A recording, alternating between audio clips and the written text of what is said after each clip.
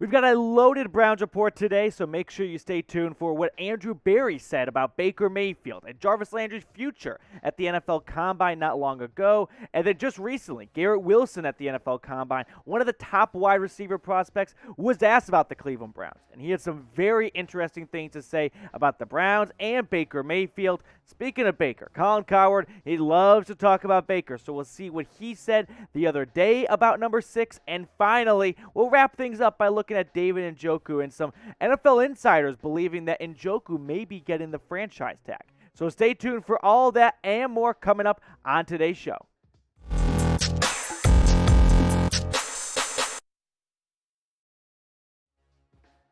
Today's Browns Report is presented to you by Manscaped, the #1 male grooming product company out there. Make sure you get yourself hooked up with the best products from the Ultra Premium Collection when you go to manscaped.com/chat. Use the promo code chat, and you're going to get 20% off your first order and free shipping. So do yourself a favor and do your loved one a favor when you go to manscaped.com/chat and use the promo code chat for that Ultra Premium Collection. We'll tell you more about them later on in today's show. Speaking of today's show, it is NFL Combine season. That's going underway in Indianapolis. And Andrew Berry, who we don't hear from very often, but we do hear from, like all GMs, when the Combine comes around. And he talked about, or was asked about, Baker Mayfield, Jarvis Landry. And it gave us some interesting things to dissect and break down. So first, let's start with the quarterback, Baker Mayfield. Andrew Berry said, "The reality is we've seen him play at a high level before.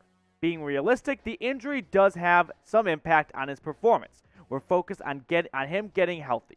We know how he works. We think he's talented. We've seen him play at a playoff caliber level before. I don't think there's any reason that he can't rebound to that level next season." Andrew Berry said this back when the season ended, pretty much, I wouldn't say verbatim, but pretty similar. And even though, myself included, but mostly some bigger Baker doubters out there have done their best to try and add fuel to the let's trade for a quarterback fire, it looks like Baker Mayfield is going to be the Browns quarterback because Andrew Berry gets to decide who's on the roster. And as long as Stefanski doesn't pull, a wild card and start Case Keenum week 1, it's going to be Baker Mayfield. It looks like Berry is pretty content on keeping Mayfield as QB1. So with that all in mind, if Baker Mayfield is QB1 and he is the week 1 starter for the Browns, what's your confidence level in him? Scale for me on a 1 to 100 level scale, 1 being 0, zilch, no confidence whatsoever, and 100 being the opposite. Baker Mayfield is the second coming of Jesus Christ. There's no way we fall short with him at quarterback. He will lead the Browns to their first Super Bowl ever. We'll touch more on Andrew Berry's comment from the NFL Combine in just a moment, but help us out if you guys have not subscribed already, and if you're watching this for the first time, you like what you see, you love getting Browns news and rumors throughout the entire year, including the offseason, hit that big red button and subscribe. We recently passed 5K, so thank you to everyone who has already subscribed, but if you're new, help us get to 6,000 because the road to that is well underway. Hit that big red button and subscribe. What I think is the most interesting thing to look at for the Browns this offseason at the quarterback position is not whether or not Cleveland's going to trade for Deshaun Watson or Russell Wilson or Aaron Rodgers. That's not going to happen in my opinion. But the backup decision, that's going to be interesting. Because will Andrew Berry go out and get a proven backup to try and push Baker Mayfield? Or will he go out and get a backup that's cheap and he doesn't have much confidence in because he's very happy with the backup quarterback never playing a snap and he doesn't want to see a quarterback battle? Here are some realistic backup options. Of course, Case Keenum, he's still under contract. He's going to make a good amount of money this year, about $8 million. So it's an expensive backup right there. Mariota hit free agency. And so maybe Andrew Berry goes, you know what, that's a name that could really light a fire under Baker Mayfield. Jacoby Brissett out of the Miami Dolphins, he's going to hit free agency, so that could happen as well. Or will he look to the NFL draft? Will Andrew Berry try and draft Baker Mayfield's replacement? That's a question we got to keep in mind here. And so those are all 4 realistic backup options I think the Browns and Andrew Berry will look at this offseason.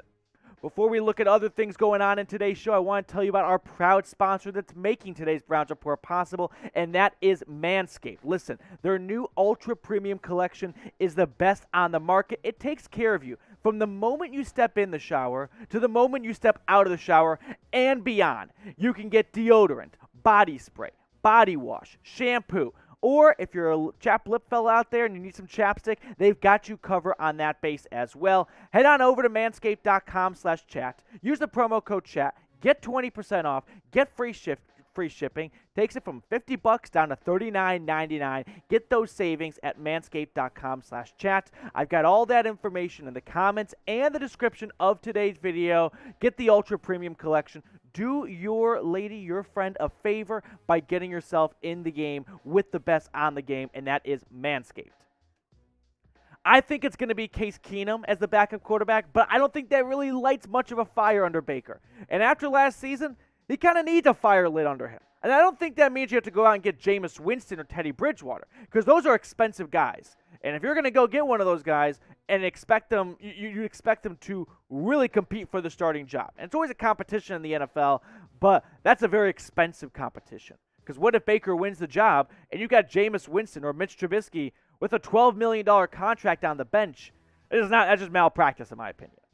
All right, let's wrap it up with Baker and move on to Jarvis Landry now. Andrew Berry was asked about Landry and his future at the Combine, and here's what he said.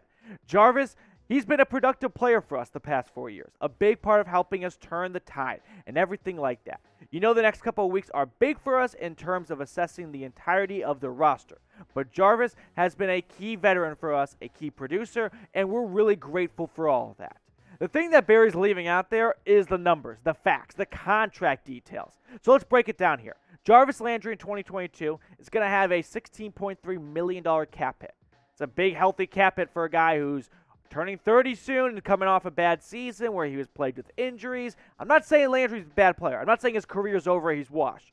But from a GM's perspective, those are the kind of things you think about. And you could save nearly $15 million while only eating $1.5 million of dead cap hits. That's a lot for a GM to take into account. Save $15 million pretty much and only have to have a $1.5 million dead cap hit. I think either a restructure or a cut happens for Jarvis Landry. I just don't see Barry wanting to pay him over $16 million this upcoming season if he can save about $15 million. If that's on the table, I think he goes that direction. Or if Jarvis Landry doesn't want to take a pay cut, but he just gets cut all outright together.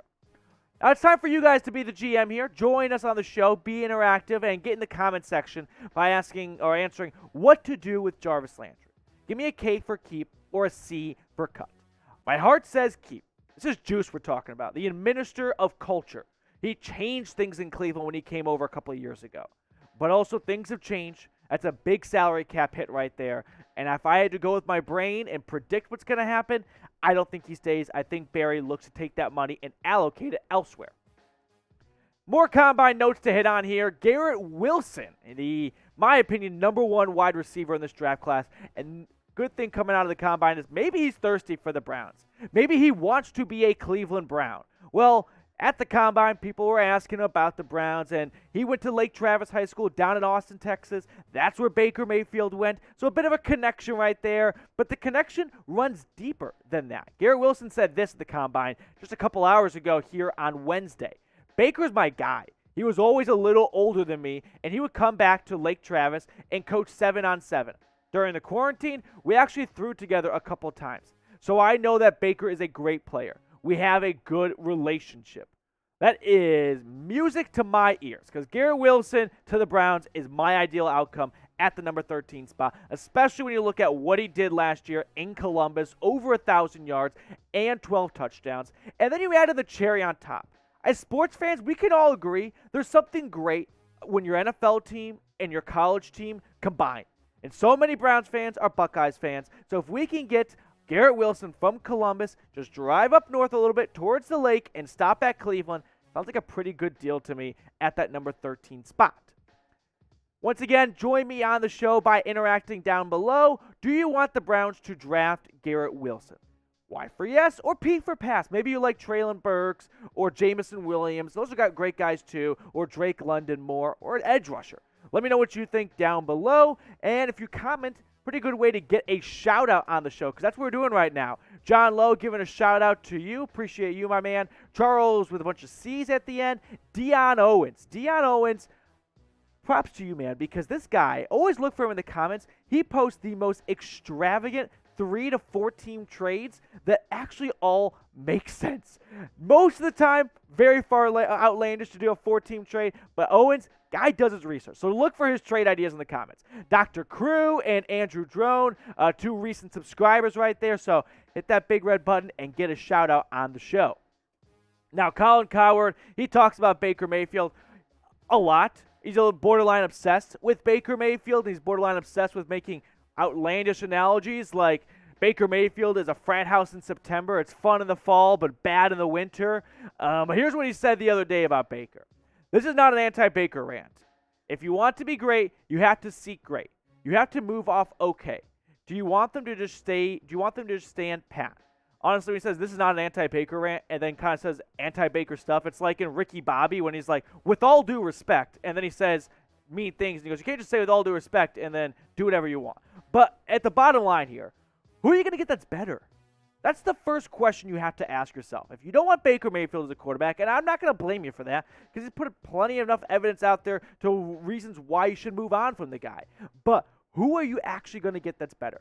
You're not going to get Aaron Rodgers or Russell Wilson or Deshaun Watson, in my opinion. And so then you look at the draft, and maybe you could draft a quarterback. I don't see any of them as improvements from Baker Mayfield. So we're out at the trade market, and most of the big names trade market, and you're out in the draft, look at free agency, some lesser names. I can't confidently say any of these guys are a guarantee improvement from Baker Mayfield. Can you?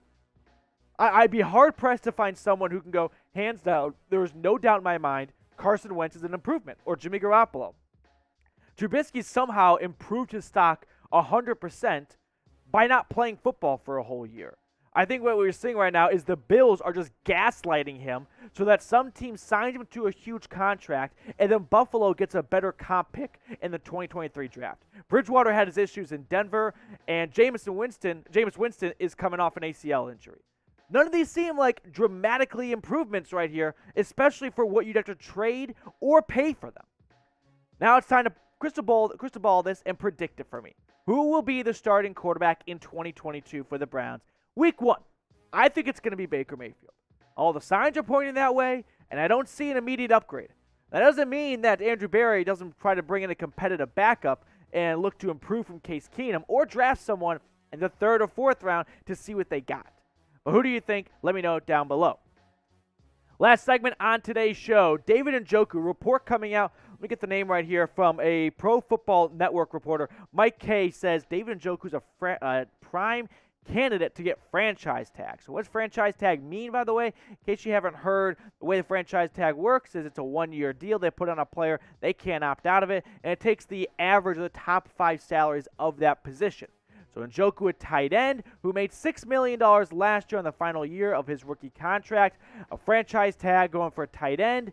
Average those top 5 salaries, you get $10.8 million. So a big jump up, right? $4 million and change from what he made last year. But if you let him hit free agency, maybe he wants or could get $12 million-ish. So if you paid him what you get on the open market, you pay about $1.5 million more than that. One of the best things about the Dog Pound is the love we show for players. So if you want David Njoku back on the Browns and at First Energy Stadium in 2022, go ahead and spam his number 85 down below. Show the guy some love if you want to bring him back to Cleveland, and we will catch you guys later here on the Cleveland Browns Report.